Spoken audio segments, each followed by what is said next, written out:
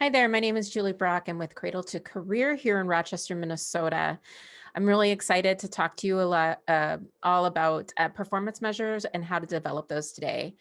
A little bit about Cradle to Career. We are a community-wide, community-owned initiative dedicated to making sure that all students within Rochester, Minnesota are academically successful, Cradle to Career. We recognize that that is not something that can be done by one organization. It's something that the entire community must own. And that's why we are community-wide and community-owned. Cradle to Career in and of itself is the infrastructure to the work of those who are serving children in our community. So we do that by collecting the localized data story and sharing that with our network so that they are best informed in order to make decisions about how we can make sure that our kids get the resources they need when they need them in order to be successful. So Cradle to Career partnered with Rochester Nonprofit Consortium about this time last year when COVID-19 was first ramping up in our community. And we helped make sure that people had trusted resources that they could access in order to get what they needed for themselves and their children during a real time of crisis. And then fast forward to the tragic death of George Floyd, and the Rochester Nonprofit Consortium answered with a commitment to racial justice. We have over 70 local organizations who have signed that commitment to justice, and Cradle to Career's role in this is to help make sure that we are telling our data story back to the community. What does this commitment look like? How are we making progress? And how do we know when we're making a difference? So there was a task force that came together around figuring out how we as a community could support these undersigned organizations to get the training that they needed, but also to develop measurements in order to measure their efforts as well when it comes to their commitment to racial justice. So today, that's what this is going to be about. We're going to be talking about how to identify performance measures and how to put those in place in your organizations. So I'm going to give a high level of what we call results-based accountability in order to set the stage for the performance measure conversation.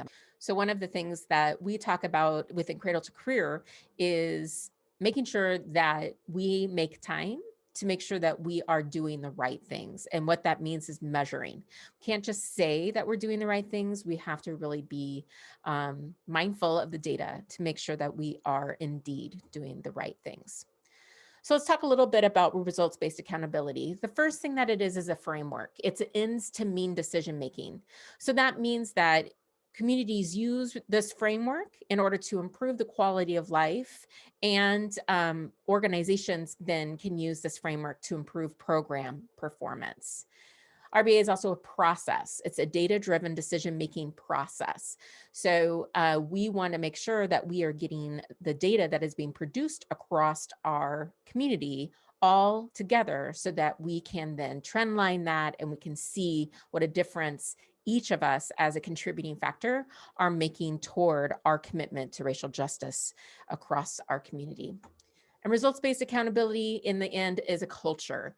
It asks for simplicity and transparency and not for compliance. These decisions that we're making are not because the data tells us that we must, and it's a checkbox on a list of things. We do that because we understand for every data trend line, for every data point, that is a beating heart that it represents. So it is a culture that is simple and transparent because we are dealing with the lives of people. So RBA is used by communities to improve the quality of life and by organizations to improve program performance in order to make sure that all people's needs are served who are being identified as our customers. So again, to recap, results-based accountability, it's a framework, it's a process, it's a culture. So why do we use results-based accountability? One of the reasons is to keep us out of the language trap. The picture that you're looking at is actually of the Great Baltimore Fire of 1904. Baltimore caught on fire, and the call for help went out far and wide. Over 1,000 firefighters came to help. And when they went to connect their hoses to the fire hydrants, they realized that the couplings didn't match. And so all of these people who have all this expertise to put out fires stood and watched Baltimore burn to the ground because they didn't have the right couplings. That's what the language trap is like. It is the metaphor of the great burn. When you have a whole bunch of people who are experts and have the expertise to problem solve, but we don't have a common language or a common coupling, we have too many terms, we have too few definitions, and there's no discipline. And so now we have a lot of experts who feel helpless and cannot do what they need to do because we didn't have the right coupling. And that is the silver lining that came out of the Baltimore fire, is that now we have universal couplings for fire hydrants across the nation. Results-based accountability asks for that same sort of standardization of language when we are talking about results-based accountability for a community. So let's talk a little bit about the different language pieces and terminology that are within. So there's two different conversations within results-based accountability: the population level conversation and the program level conversation. So we'll talk first about the population level. The population level result is a population that you have identified plus a geographic location so that you're bound, plus a condition of well-being. So for example, the workforce for the commitment to racial justice identified our population as all residents within Rochester, Olmsted County. So there's our geographic area, all residents, population, geographic area, Rochester, plus Olmsted County. And the condition of well-being is that all these residents have parity of outcomes across all social determinants of health. So that's what we're looking for. All residents, population, Rochester, Olmsted County, geographic location, condition of well-being, parity across social determinants of health. So how do we measure that, right? We measure results with what we call indicators. Okay, when we think about an indicator, less is more. We're thinking about communication power. Does it communicate to a broad range of audiences? Do people understand it? Proxy power. Does it say something of importance about this result? And data power. Is there quality data that's available on a timely basis? So let's look at our headliner indicator that the workforce task force landed on, which is the sense of belonging. So communication power. Individuals have a sense of belonging when they feel secure and safe to be their true selves, honored and acknowledged in any space. Communication power. Does it communicate to a broad range of audiences? Absolutely. That's what people are looking for, is a sense of belonging and also the sense of security and safety. Proxy power. Does it say something of importance? Yes. It is telling us that people feel perhaps unsafe or insecure or do not have a sense of belonging across our community. Is there data available? There is. So the community health needs assessment that is given every 3 years by a combination or a collaboration between Olmsted County Public Health, Olmsted Medical Center, and Mayo Clinic, and other partners measure this every 3 years. And so there is data available. Now, do we have granular data that goes deeply into the organizations? No, not yet. But that's something that if we believe that this is the right indicator, that we can develop. And that's why we're in conversation today, is to help each of our organizations that signed onto the racial commitment form to develop the data that's going to give us the results that we want. So we are in data development right now. So moving from the population level result that we're going to align to into a program level or a performance measure conversation, this is how we make that shift. So we identify at the population level what it is that we're going to be aligning to. So at the population level, we're going to be aligning to that headline indicator of people feeling a sense of belonging across our community. At the program level, then we use performance measures, not indicators. Okay, so at the population level, it's results, overall results, and indicators. That's how we measure it. At the program level, it's a strategy, a program, activity, and then the measurements are what we call performance measures. Okay, so that's just, again, that language consistency, making sure that everyone knows where in the conversation we are. So at the performance measure level, we ask 3 questions. How much did we do? How well did we do it? And is anyone better off? So at that, when we think about that, the questions to ask yourself is, how much did we do? Who are our customers and what services did we provide them? How well did we do it? How well did we provide those services? And is anyone better off? What was the desired results or impact on those services? So essentially, what is the customer's results? How do they feel when they leave this program? So Cradle to Career did not have performance measures in place for this commitment. So we went ahead and started to identify what at the program level or at the organization level we could measure in order to contribute to the overall sense of belonging across our community. So how much did we do? We identified our internal customers as staff and our external customers as network member organizations. How well did we do it? We're asking the question, if our customer populations feel comfortable to show up as their whole selves in their places of work, in our places of work. So whenever they interact with Cradle to Career. And is anyone better off? Do our customers feel seen, heard, and valued as their own definition of self and not somebody else's? So how do we measure that? Well, you'll notice that we just added another column and we started to really think about metrics. So how much? Well, for the internal customers and the external customers, we both decided that it's around this idea of retention. Are people coming back and wanting to come back? So you'll see there we have the number of retained staff and the number of retained network partners. So Cradle to Career decided that we wanted to figure out how to get our performance measures put in place this year so that we're in alignment.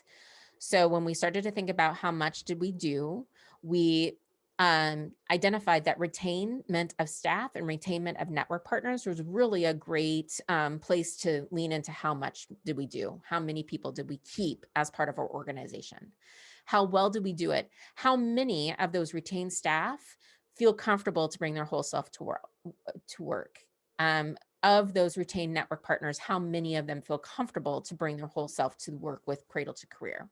And when we think about anyone better off, we know that there's various levels of familiarity with Cradle to Career. So somebody might be a network partner who's only attending a network meeting each month. Somebody might be an attendee of a convening. Somebody else might be a convener and interacting with the leadership table, every quarter as well. So when we think about who's better off, we really wanted people to not have to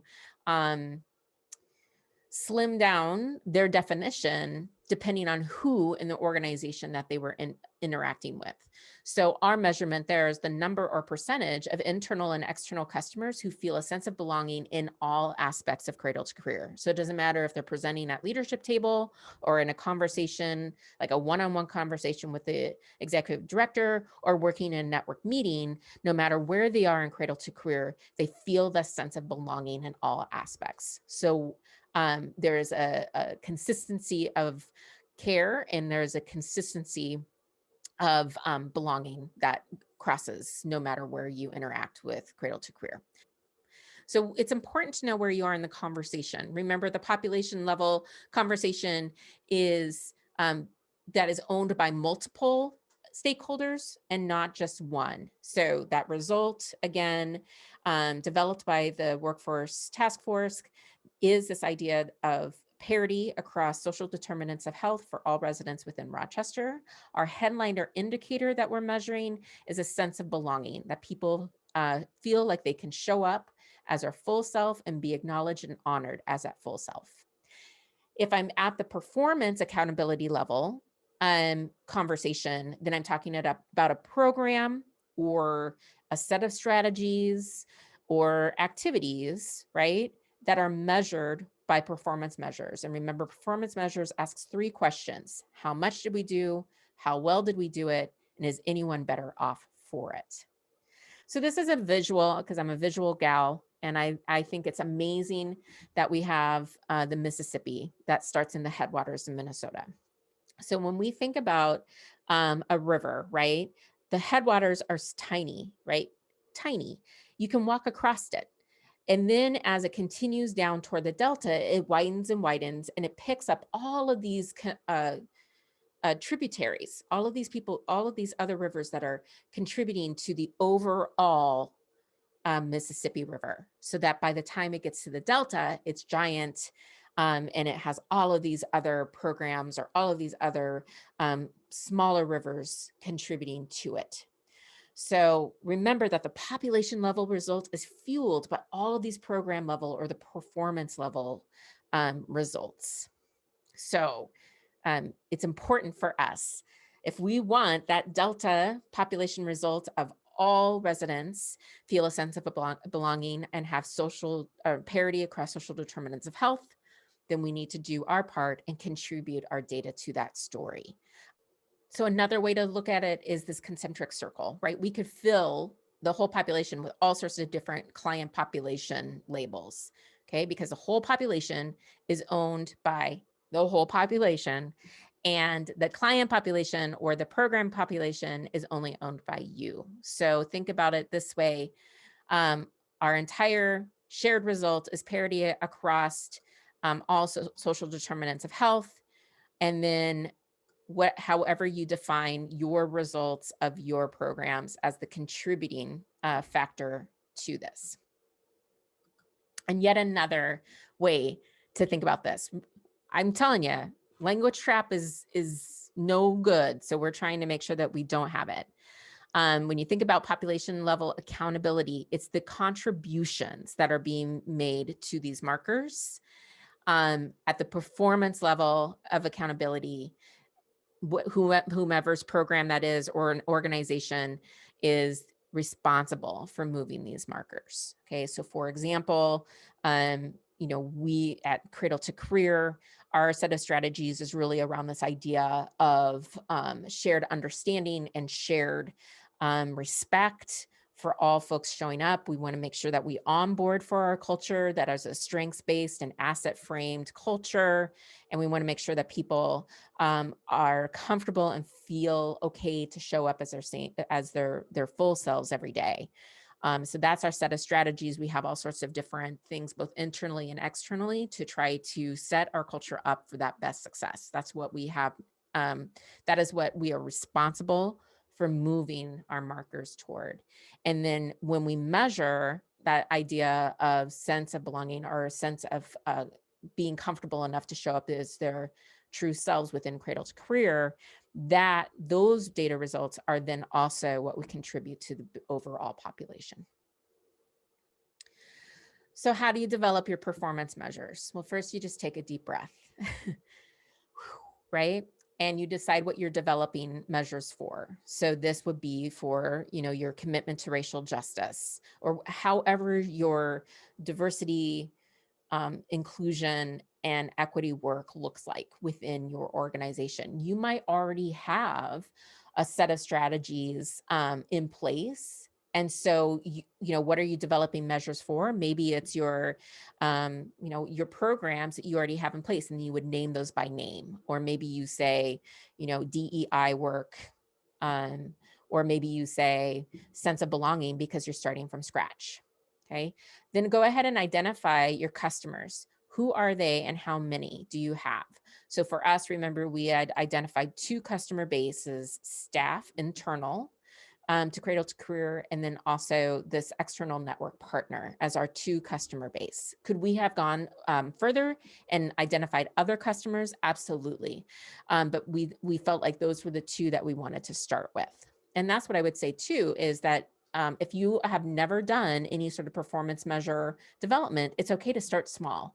Measure 1 customer base and then get your feet underneath you about your process, and then continue to add on. So then you want to identify what services you provide or activities you do for your customer base. So what are they and how much do you do them? You see how these are already aligning with how much did we do, how well did we do it, and who's better off. And that last quadrant that you see, quadrant 4 there, that is really what is the desired impact of those services and activities on your customers. Why do you have DEI strategies to begin with? What are the problems, or what are the solutions what are the problems you're trying to solve? What are the solutions that you've been coming up with in order to solve those? So then this work is crucial to then actually thinking about your numbers. So when you start to think about that first page, that's the strategies, that's identifying the work that is being done. Now on this next slide, what you're really doing is you're looking at how you can put measurements to that. So again, you're identifying what you're brainstorming measures for, which program it is, identifying your customer, and then listing your different potential measures. So even at this point, you don't need to make a huge decision quite yet. You're just listing potential measures. But you're looking at, you're referencing back to what are you developing measures for and who are your customers to answer how much do you do and how well do you do it. Okay, when you start to think about these bottom two quadrants, quadrant 3 and quadrant 4, these two then align with is anyone better off. So you want to make sure that you are taking and implementing, if you whatever you have listed as like your strategy suite, if you will, in this page, you just want to make sure that you are measuring on this page. And just like we did for indicators, we want to throw our measurements through our rubric. Does it communicate to a broad range of audiences, i.e., does it resonate with your staff and your customer base? Proxy power, does it say something important about the result? Okay, so the question that we often get around measuring sense of belonging at the indicator level is that people will say, well, that language would not resonate with our customer base. So you don't use that language, but you are looking at that alignment. So for example, you'll notice that we're not measuring sense of belonging per se with Cradle to Career. We're measuring how comfortable people feel to show up as their whole self. Okay, because we know that that is a contributing factor to this idea of a sense of belonging. So that, this proxy power is, what does it say of importance for your organization first and foremost? It has to resonate within your organization for it then to really to move forward, and for your staff to and your customer base to buy in. And then data power. Remember that we want quality data available on a timely basis. How often are you measuring this? So if you haven't ever measured this before, then this is the time that you have that conversation. How are we going to develop this data? Do we want to measure this on a biannual level time frame? Do we want to measure it quarterly? Do we want to measure some quarterly and but then annually we want to do something with this information so that we continuously improve? So these are the conversations that you'll want to have internally as to how are you going to use this data going forward. And if you are in that development stage, don't worry, you're not alone. We're here to help you. So if you're interested in having an RBA session for your organization where we would slow this presentation down, customize it for your circumstances, and help you through what we call a turn the curve, which is a results-based accountability activity that helps you identify your continuous improvement plan for your measurements, we can certainly do that. I would ask that you contact Claudia Tabini. She's our Director of Community Engagement, and she can, again, get you set up with a time for us to come out. We are really excited about the potential of having this language across our community. We're really excited to help our organizations that have signed on to the racial justice commitment through the nonprofit consortium develop the best measurements that they possibly can have. That's why we're dedicated to this work, and that's why we're involved in this way. So please don't hesitate to reach out with any questions that you may have. We're excited to continue working with you. So with that, I will conclude this presentation. Again, it will be posted on our website. And if you have any questions, you can reach out to us. Thank you so much and have a great day.